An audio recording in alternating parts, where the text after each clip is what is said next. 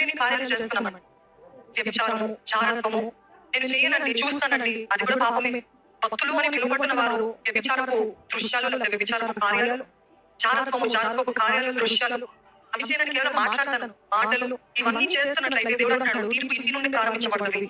నేను చేయట్లేదు కాదు, నువ్వు చూస్తున్నావా, ఇక్కడ నుండి స్టార్ట్ అవుతుంది తీర్పు. ఇక్కడ నుండి స్టార్ట్ అవుతుంది ఇంకా విధులైన పరిస్థితి ఏంటి? ఈ రోజు పరిశుద్ధాత్మ దేవుడు మీతో మాట్లాడుతున్నప్పుడు గ్రహించుకోండి, కన్విక్ట్ అవుతున్నట్లయితే ఒప్పుకోండి. ఎందుకంటే ఒప్పుకోలేకపోతే మనం ఎన్ని మాటలు విన్నాం అర్థం ఏంటది మీరు చూసేది, ఏంటది ఎవరితో మేము మాట్లాడేది? దేవుడు అంటాడు నాకు ఇష్టం లేదు వారు అని అంటే మీరు అదే పదే అంటున్నాడు. God's will is like you have to let go. వదులుకోవాలి. నీకు ఇష్టం అనేది ఇక్కడ పాయింట్ కాదు. Put your feelings, let your feelings and emotions die. ఏంటది కఠినంగా ఉంది కదా, నేను చెప్పగా దేవుడు మార్గం చెప్తానే అంటాడు. మన ఎమోషన్స్, మన ఫీలింగ్స్ చచ్చిపోవాలి. ఇంకా మనకంటే ఎమోషన్స్ ఫీలింగ్ ప్రతిరోజు సిలువ మోసుకునేవాడు, ప్రతిరోజు సిలువని నడిచేవాడు. ఈ రోజు మీ సిలువ మోసుకుంటున్నారా? నా ఎమోషన్స్ కాదా ఇంపార్టెంట్, నా ఫీలింగ్స్ కాదా, నాకు ఏది కావాలి ఇంపార్టెంట్ కాదా, నీ ఇష్టం నెరవేర్చడమే అది ఆరాధన. అప్పుడు మీరు ఆరాధనకు పిలువబడతారు. Worship is not about singing, worship is not about dancing, worship is not about how well you can sing, worship is about obedience. నమ్ముతున్నారా? విధేయతనే ఆరాధన. తెలుసా? మీరు విధేయత లేకుండా ఎంత చేతులు ఎత్తినా, ఎంత గంతులేసినా, గలమెత్తి ఆరాధించినా దేవుడికి అది పిచ్చి పాటలు, పిచ్చి మాటలుగా వినబడతాడు. జీవితంలో మాత్రం లోబడరు.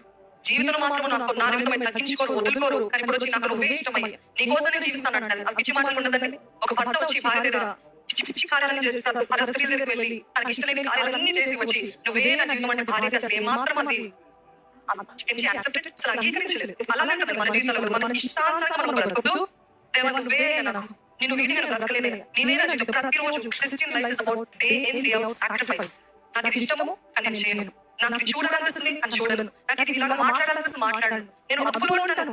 నా శరీరము, నా దేహము, నా సొత్తు కాదు, దేవుని ఆలయము అని ప్రతిరోజు ఆరాధన ఫలిస్తుంది. అదే ఆరాధన మాత్రం. So God will be pleased with your sacrifice. ఓహో, సజీవ యాగముగా తన శరీరాన్ని, తన దేహాన్ని సమర్పించుకుంటుంది.